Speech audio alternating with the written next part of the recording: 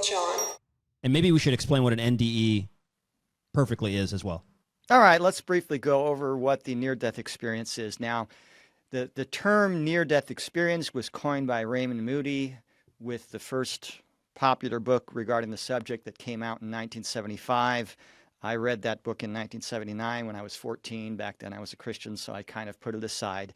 And some people don't like that term near-death experience because they say, well, I died. So we need to make a distinction between death where it's temporary and where it's permanent. So many people in their out-of-body experiences or near-death experiences, they see this silver cord coming from their midsection connecting to their physical body on earth. And so their light body is connected to their spiritual body. If that cord breaks, you're not going back.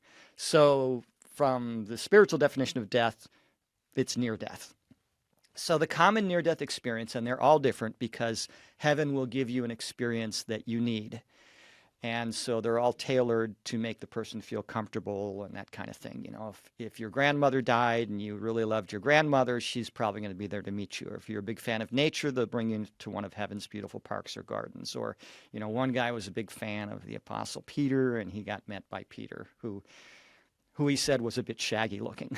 You know, he probably appeared the way he did on earth. So the typical near-death experience, a person dies, they in an accident or in the hospital or, you know, some kind of reason. There's all sorts of ways people died in the testimonies I've heard, you know, stabbings and shootings and, you know, lightning strikes and car accidents and heart attacks and surgeries gone wrong and all sorts of things.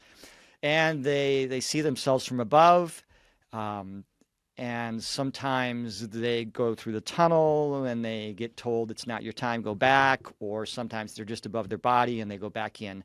Now, people will ask them, were you like a ghost?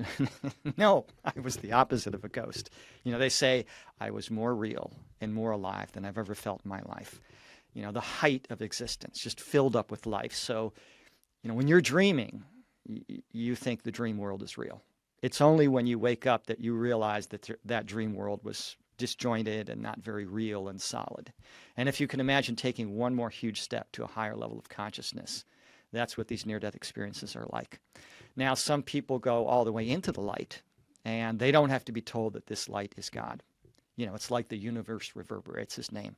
And they describe a love that's so powerful it can't be described in human words. The closest thing we have to it in our language is love, but that's completely inadequate to describe it.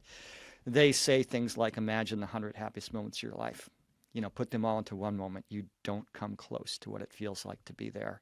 Or think of the strongest love you've ever felt and multiply it by 500 or 1,000, and that's what it feels like. So it's a wonderful feeling of unconditional love, of connectedness, of peace, joy, purposefulness, you know, that everything that happens, including these lives down here, has a purpose. They describe remembering this perfect, elegantly beautiful, simple plan of creation. How could I have forgotten this? There's a feeling of familiarity. Oh, yes, this is where I came from.